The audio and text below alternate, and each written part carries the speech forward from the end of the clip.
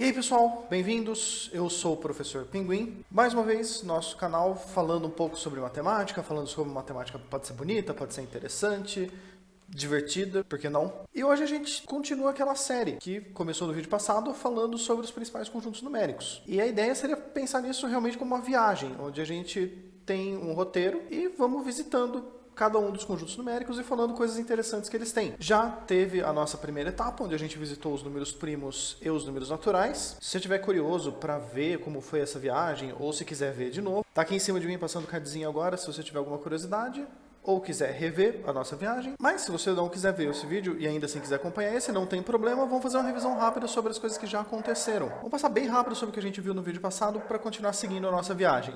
Bora lá? Vamos começar?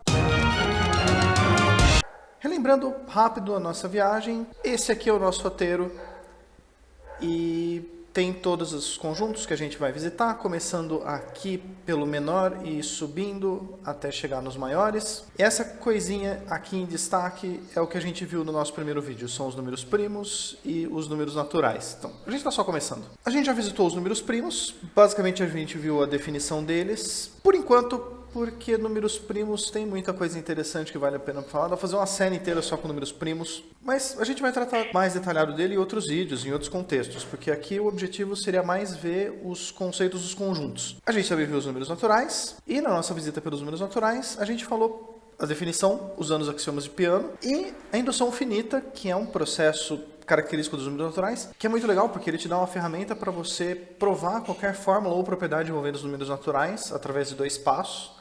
E ver alguns exemplos disso. Uma última coisa sobre os números naturais que a gente não falou no último vídeo e vai ser legal para a gente seguir viagem, esta propriedade. Se você tem dois números x e y, os dois números sendo naturais, então a soma desses números sempre é um número natural e o produto desses dois números sempre é um número natural. Seguindo aquela ideia de pensar no nosso processo como uma viagem mesmo, é como se os números naturais fossem uma ilha. Dentro dessa ilha você tem os habitantes, que são os números naturais, e eles vivem todos felizes fazendo contas de mais e contas de vezes.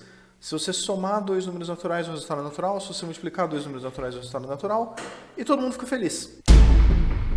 Só que algum dia inventaram a conta de menos. E isso começou a trazer discórdia na ilha dos números naturais. Porque contas de menos nem sempre você consegue fazer com números naturais. 38 menos 12 é uma conta entre dois números naturais. Você está em 38, tira 12 e o resultado é 26, que é um número natural. 47 menos 80, nunca vai existir um número natural que você obtenha como uma resposta correta para esta conta, 47 menos 80. Se o resultado dessa conta será alguma coisa tipo, quanto falta? Se eu tenho 80, quanto eu deveria somar nele para dar 47? No caso de cima, se você tem 12...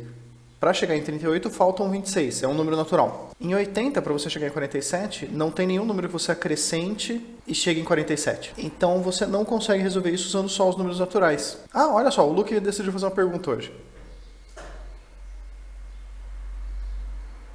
E é uma pergunta muito boa. Basicamente, o que a gente pode fazer se não dá para fazer contas de menos nos números naturais? A gente segue viagem, a gente vai buscar recursos em outra ilha. E a nossa próxima parada na viagem são os números inteiros. Os números inteiros, eles têm como símbolo este Z com barra dupla. Nós temos toda a população dos números naturais e a gente acrescenta a ela a versão negativa de todos os números. Então, além da gente ter 0, 1, 2, 3, a gente também vai ter menos 1, menos 2, menos 3, seguindo para os dois lados. Esta é uma forma de representar ele usando uma simbologia de conjuntos. E uma curiosidade que talvez seja interessante, eu só fui descobrir isso na faculdade, quase me formando. Esse símbolo Z para inteiros, ele vem da palavra alemã Zahlen, que é literalmente números. Então, o conjunto dos números inteiros é o conjunto dos números. E a coisa legal quando você começa a ter números inteiros é o fato de que se você tiver dois números inteiros, a diferença dele também vai ser inteira. Isso faz com que, na ilha dos números inteiros, você tenha uma população que tem mais recursos. Elas podem fazer contas de mais entre elas e não vai ter problema, sempre vai ter resultados na ilha. Você pode fazer contas de vezes, você vai continuar tendo resultados na ilha. E você vai poder fazer contas de menos, que era uma novidade que você não podia fazer sempre nos naturais. Dependia de o primeiro ser maior que o segundo. Agora não, tanto faz. Você sempre consegue fazer conta de menos usando números inteiros. Que é uma novidade legal e é a principal propriedade desse conjunto em específico. E aí a população dos números inteiros viveu feliz, animada.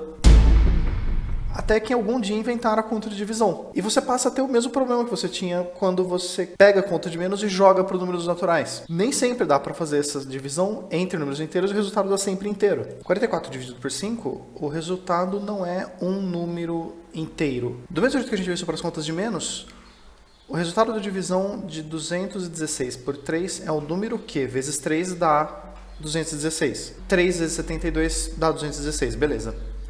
A divisão de 44 por 5 deveria ser um número que vezes 5 dá 44. Não existe nenhum número na ilha dos números inteiros em que isso é possível. Não dá para fazer esses cálculos pensando só na ilha dos números inteiros. Olha só, o Luke decidiu fazer outra pergunta, e é basicamente uma pergunta ridiculamente parecida. Se você não pode fazer conta de dividir na ilha dos inteiros, o que a gente pode fazer? Basicamente a mesma coisa que a gente fez quando não dava para fazer as contas de menos na ilha dos naturais. A gente vai para o próximo lugar e a gente segue viagem, chegando nos racionais. Hoje os racionais têm uma definição oficial, e essa definição oficial pode ser resumida nesta frase. Dizemos que x pertence aos racionais, C e somente C. X é P dividido por Q, onde P é inteiro, Q é inteiro, MDC é máximo divisor comum. MDC entre P e Q é 1, e Q é diferente de 0. Traduzindo isso para uma linguagem fácil de entender. X é um número racional se ele pudesse ser escrito como uma forma fracionária. E nessa forma fracionária, tanto o numerador quanto o denominador devem ser números inteiros. O máximo divisor comum entre eles ser 1 quer dizer que essa fração não tem como simplificar. Um exemplo rápido, 2/8 é, a princípio, uma fração, mas ela não está na forma racionalizada dela, porque tanto 12 quanto 8, eles são números múltiplos de 4. Então isso é uma fração que a gente pode simplificar por 4. E simplificando por 4, a gente tem 3 dividido por 2. 3 é número inteiro, 2 é número inteiro. O único divisor comum entre 2 e 3 é 1, visto que os dois números são primos. Então esse exemplo rápido. Um número racional é um número que pode ser escrito como uma divisão entre dois números inteiros, de tal forma que essa fração eventualmente não pode mais ser simplificada. Uma observação rápida que é importante. Se você for pegar qualquer número inteiro, como por exemplo este aqui, menos 7. Menos 7 pode ser escrito como menos 7 dividido por 1. E se ele está neste formato, menos 7 dividido por 1, ele é uma divisão entre dois números inteiros que não tem como simplificar. Então, este número inteiro e qualquer outro número inteiro que você está no mundo, ele é um número racional porque ele pode ser escrito nessa forma. Existe uma definição alternativa para os números racionais, que é quando você, ao invés de usar frações, você usar números decimais. A definição alternativa nos diz que x é um número racional, C e só C. Quando você jogar ele para a forma decimal, ele vai ser ou um número inteiro, como por exemplo x igual a menos 32, ou um número decimal finito, como x igual a 4,31, ou caso ele seja infinito, esse número seja uma dízima periódica. Dízima periódica são os números que eles são infinitos, eles repetem, mas eles repetem sempre com um padrão que é idêntico a um número fixo de casas, que é o período dele. Como, por exemplo, esse número que eu joguei aqui, x é igual a 3,2, 145, 145, 145. Se quando você expandir ele na forma decimal, o resultado for sempre esse padrão repetitivo, 145, 145, esse número vai ser uma dízima periódica, e por essa razão, sendo uma dízima periódica, ele também é racional. E essas duas definições são equivalentes. Todo número racional ele pode ser escrito tanto no formato fracionário, como uma fração que você não consegue simplificar depois de um tempo, tanto quanto na forma decimal ele vai ser sempre ou inteiro, ou finito, ou uma dízima periódica. E essas duas coisas são equivalentes, você sempre consegue converter de uma forma para outra. E esse aqui embaixo de mim está o Luke de novo, com mais uma das perguntas inteligentes dele. Porque, poxa, se dá na mesma, como é que você faz para converter de um formato para o outro? São dois processos separados. A gente precisa saber converter de frações para decimais e de decimais para frações. Como são dois processos separados, vamos ver eles separados. Converter de frações para decimais, esse processo é muito mais fácil do que o outro. Vamos começar com um exemplo. 317 sobre 4. Essa barrinha da fração, ela significa divisão. Então, o número fracionário 317 quartos, ele corresponde a 317 dividido por 4. Então, o processo para a gente transformar a fração 317 quartos em um número decimal é literalmente resolver a conta da divisão de 317 dividido por 4. Eu vou resolver essa divisão. 31 cabe 7 vezes em 4, 7 vezes 4 dá 28, sobram 3, desce o 7. 37 cabe 9 vezes em 4, 9 vezes 4 é 36, o resto é 1. Aqui, como não cabe mais para fazer divisão, a gente põe uma vírgula e um zero. 10 cabe 2 vezes no 4, 4 vezes 2 dá 8, 10 menos 8 sobram 2. Para continuar a conta, põe outro 0. 20 cabe exatamente 5 vezes dentro do 4. 5 vezes 4 dá 20, menos 20 dá 0. Eu fiz o mesmo método de divisão que eu aprendi, acho eu, na 6ª série do ensino fundamental. Existem outros jeitos que mudam um pouco assim, a forma de fazer essa divisão. Seja lá o que você estiver acostumado a fazer com a divisão, continua fazendo do seu jeito. Inclusive, se você pegar uma calculadora e digitar os números e fazer a conta, o resultado vai ser esse. E esse é o resultado do nosso primeiro exemplo. Mas esse exemplo é fácil, porque é um exemplo que não cai em dízima periódica. Vamos fazer um exemplo mais complicado. Vou pegar esse outro exemplo, 52 onzeavos. O processo é o mesmo. Vamos dividir 52 por 11. 52 em 11 cabem 4 vezes. 4 vezes 11 são 44. Para 52 sobram 8. Para continuar a conta, põe uma vírgula, põe um 0. 80 cabe 7 vezes em 11. 7 vezes 11 são 77 e o resto é 3. Põe mais um 0. 30 cabe 2 vezes em 11. 2 vezes 11 dá 22. Para 30 sobram 8. Põe um 0. 80 por 11, a gente acabou de fazer essa conta. Ele dá 7, sobram 3. Põe um 0. E 30 por 11 a gente já fez a conta, dá 2. Sobra 8. Espera-se que nesse momento, ou talvez em mais uma iteração, você perceba que vai ter sempre esse padrão. O resultado é 7, sobram 3, põe um 0, o resultado é 2, sobra 8, põe um 0, o resultado é 7. E não importa quantas vezes você faça, você vai ter sempre a mesma coisa, porque o resto é sempre igual. Então a gente vai continuar fazendo essa conta para sempre, e o resultado vai continuar repetindo para sempre esse padrão periódico, 72, 72, 72. Este número, 4.727272, é o formato decimal para esta fração, 52 onzeavos. A gente vai representar ele nesta forma, escrevendo ele até que o padrão fique claro e botando reticências depois. Ou uma notação alternativa para isso é colocar uma barra sobre os termos que se repetem. 4, esse 72 com a barra em cima, ele indica exatamente que esse 72 vai ser repetido infinitas vezes. Então aqui, esse é o processo para você converter frações para decimais. Exemplo dado quando você tem um número que é exato. Exemplo dado quando você tem uma dízima periódica. O processo contrário, quando a gente vai converter de números decimais para frações, é um processo que, embora seja mais difícil do que a divisão de fazer, ainda assim não chega a ser um processo que é difícil por si só. Vamos fazer dois exemplos igual no outro. Vamos fazer um para um decimal finito e um para uma dízima periódica. Vamos começar com esse número, 5,38. Para converter 5,38 de decimal para fração, quando o número é finito, a gente pode começar representando ele como uma fração inteira e multiplicando por 10 em cima e embaixo até que você elimine a vírgula. 5,38 é a mesma coisa que 5,38 dividido por 1. Em qualquer fração, se você multiplicar em cima e embaixo pelo mesmo número, o resultado se mantém. Multiplicando por 10 em cima e embaixo, multiplicando por 10 a vírgula vai migrar uma casa para a direita e 1 vezes 10 são 10. Ainda tem vírgula, então a gente não terminou a nossa conversão. Multiplica por 10 em cima e embaixo de novo. A vírgula pula mais uma casa para a direita, fica 538. 10 vezes 10 são 100. E agora não tem mais vírgula, a gente converteu para uma fração.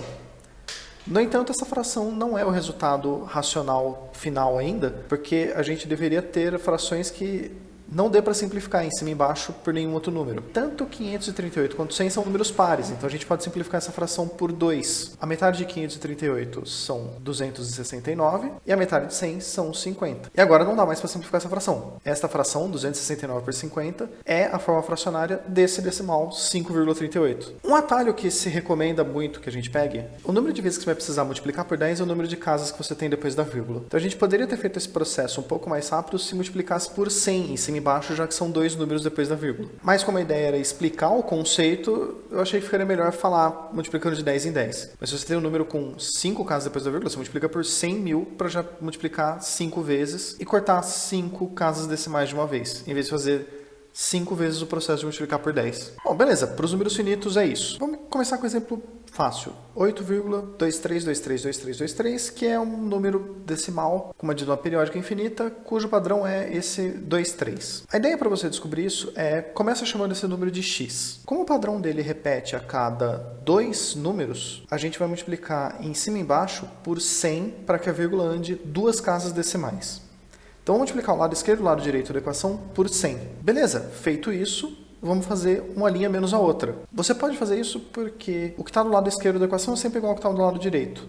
Então você está subtraindo a mesma coisa dos dois lados. 100x menos 1x são 99x. 823,232323 menos 8,232323, tudo que está depois da vírgula é idêntico. Então a gente pode cancelar isso. Sobrando 823 menos 8, também conhecido como 815. Se 99 vezes x são 815, x é 815 dividido por 99, que é um número que você não tem como simplificar. Então esta é a forma fracionária correspondente ao número 8,232323. E você sempre pode fazer esse padrão. Basicamente o que você faz é chamar o número de x, multiplicar ele por 10, 100, 1000, de acordo com o número de casas decimais que você tem repetindo, fazer uma conta de menos e isolar ele. Vou fazer mais um exemplo um pouco mais complicado. 1,2148148. Vamos começar igual ao anterior, vamos chamar esse número de x. O nosso período é esse 148. O período dele não começa imediatamente logo depois da vírgula. Ele tem esse 2 antes de começar essa repetição. O processo continua sendo o mesmo, idêntico. A gente tem 3 dígitos que se repetem, então a gente precisa que a vírgula migre 3 casas, e para isso eu vou multiplicar por 1000, tanto do lado esquerdo quanto do lado direito da equação. O lado esquerdo fica 1000x, e migrando no lado direito a vírgula 3 casas para a direita, a vírgula passaria desta posição aqui para essa posição entre esse 4 e esse 8. Então o número vai passar a ser 1214,8148148. E conforme prometido, o processo continua sendo o mesmo. A gente vai subtrair uma equação da outra. Lado esquerdo, 1000x menos 1x são 999x. Do lado direito, a partir desta linha pontilhada, a gente tem repetições idênticas até o infinito, então eles vão cancelar. Fora isso, a gente tem 1214,8 menos 1,2, que é uma conta que dá para resolver sem grandes problemas. O resultado é 1213,6. Se 999 vezes x dá esse número, x é esse número dividido por 999. O que não está completo, porque a gente ainda tem uma vírgula. Mas dessa vez, o número não é mais uma dízima infinita, agora ele é um número finito. E sendo finito, a gente sabe resolver isso. Como ele tem uma casa depois da vírgula, a gente multiplica por 10 em cima e embaixo, obtendo 12.136 dividido por 9.990. Essa é uma fração que pode ser simplificada por 2, já que os dois números são pares, e a partir desse ponto não tem como simplificar mais.